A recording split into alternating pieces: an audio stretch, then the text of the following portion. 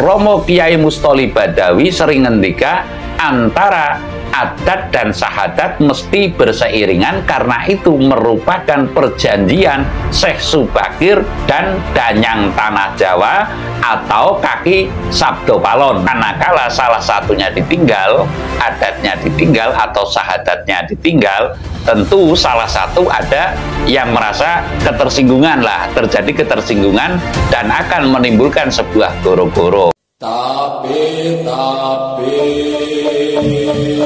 ulo salam yo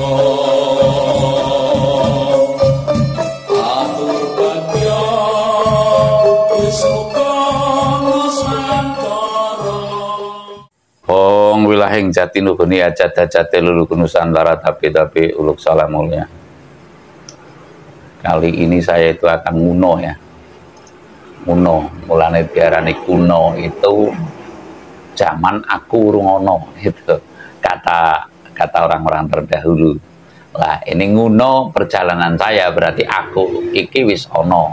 Nguno ketika saya itu belajar dalang ke Haji Alip Suwarjono, atau sebelum berangkat haji ya terkenalnya Dalang Jono Kesugihan gitu. Lalu di situ pula ada apa? Kalau desa Kesugihan ini kan menurut guru saya desa Kewahyon Kabrahmanan atau Kapanditan. Kalau di desa Kesugihan ada harapan mau jadi dalang itu ya di Kesugihan, karena ada wahyu Kabrahmanannya. Lalu mau jadi kiai kalau pengen kondang ternama itu taruhlah juga di Kesugihan, ada karomahnya lah taruhlah. Lah ini saya mencuplik sedikit bahwa kala tahun 90-an saya berguru kepada Haji Suwarjono, Ki Dalang Jono ya, Ki Dalang Jono atau Ki Dalang Suwarjono. Lah lalu saya sering menemani atau menyopiri Ki Dalang atau guru saya Pak Suwarjono, tapi uluk salam mulia. Beliau sudah sumare, semoga sampai kepada kasampurnaan. Saya itu sering disuruh untuk nyopir, apa, yo sopiri gitu loh. Saya diantar ke sana, kamu yang nyopiri gitulah. Silaturahminya ketika itu sering ke Gentasari, di rumahnya Susilo Sudarman atau rumah orang tua Menteri Pertahanan dan Keamanan dan Menteri Menparpostel kalau nggak keliru di Kroya, dan kalau di Kesugihan itu di Romo Kiai Mustoli Badawi di Pondok Ihya Ngulumuddin. Kalau ke Kroya itu ke rumah Darmanan atau rumahnya Lurah Parwoto Sudarman di Desa Kendasari, Kecamatan Kroya, Kabupaten Cilacap. Nah, kalau ke Kesugihan itu ke silaturahminya ke Romo Kiai Mustoli Badawi, kalau nggak keliru di Pondok Ihya Ngulumuddin. Nah, saya akan menceritakan, saya pernah diceritani oleh beliau Romo Kiai Mustoli Badawi bahwa antara adat lan syahadat ini harus berseiringan. Sekali lagi saya mengatakan, saya juga sempat sering mengaji lah taruhlah kepada Romo Kiai Badawi tempo dulu, yaitu kalau acara Kliwonan. Beliau almarhum, tapi uluk salam mulia, mudah-mudahan tidak terhentak arwahnya di sana. Saya menceritakan bahwa Romo Kiai Mustoli Badawi sering ngendika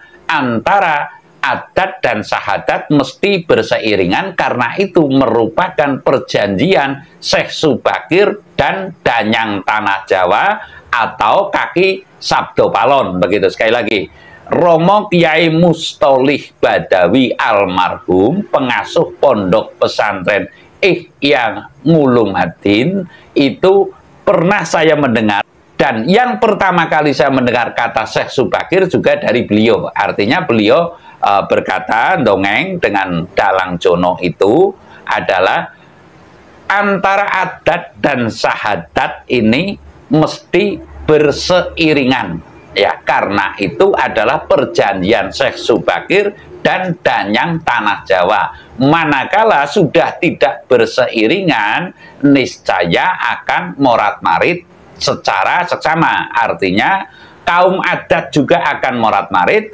kaum mohon maaf sahadat atau kaum agama juga akan morat-marit, karena ini perseiringan. Lah beliau menceritakan mengapa para wali itu tetap memegang teguh kerisnya, karena memang ada perjanjian yang seperti itu. Walaupun Sunan Giri yang sebagai botohnya Aryo Penangsang juga memiliki keris gitu, yang kalau nggak keliru keris setan kober. Lah seluruh ada gambarnya, taruhlah pada gambar wali itu juga ada kerisnya, karena ini adat, ini sahadat menurut Romo Kiai Mustoli Badawi.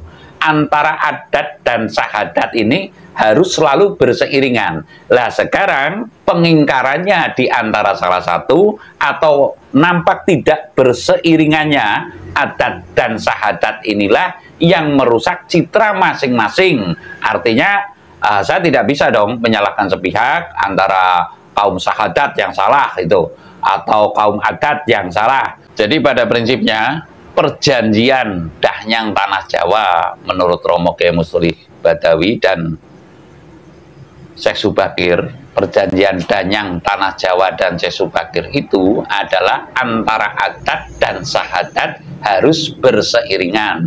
Manakala salah satunya ditinggal, adatnya ditinggal atau sahadatnya ditinggal, tentu salah satu ada yang merasa ketersinggungan lah, terjadi ketersinggungan dan akan menimbulkan sebuah goro-goro. Lah goro-goronya apa? Goro-goronya mungkin ya sekarang pada rebut pinter di dalam sahadat itu, lalu di adat itu merasa tersisih, tersikirkan, lah akhirnya saling menghujat, saling menghina, merabawani jagat, dan timbullah mungkin gempa-gempa, angin puting beliung, lalu tsunami dan sebagainya. Lah untuk itu saya berharap pengetahuan antara adat dan sahadat atau kaum ulama dan para kaum adat ini mesti bersatu, bersinergi. Artinya yang penting di situ nilai ketauhidan, nilai keimanan, keesaan Tuhan dan bertakwa ya. Iman dan bertakwa ini yang saya maksud. Manakala tidak, niscaya antara adat dan sahadat ini tidak berseiringan, salah satu tertinggal, niscaya akan terjadi goro-goro. Sekali lagi akan terjadi goro-goro. Lah selama ini dibesarkannya salah satu, saya tidak akan mengatakan syariatnya dibesar-besarkan. Contoh lah, siapa yang menyuruh menyebut nama Tuhan itu dengan pengeras suara umpamanya seperti itu. Dan ini kita rasakan bersama, syariatnya sangat tinggi, adatnya lalu dibully. Kasus nyatanya sekarang banyak yang demikian ya, taruhlah tidak berseiringan, berlomba pintar, berlomba benar, sehingga sering terjadinya goro-goro. Jadi yang menimbulkan terjadinya goro-goro menurut saya atas dasar dongengan dari Romo Kiai Mustoli Badawi adalah antara sahadat dan adat tidak berseiringan, atau antara adat dan sahadat salah satunya ada yang tertinggal. Saya rasa demikian. Terima kasih.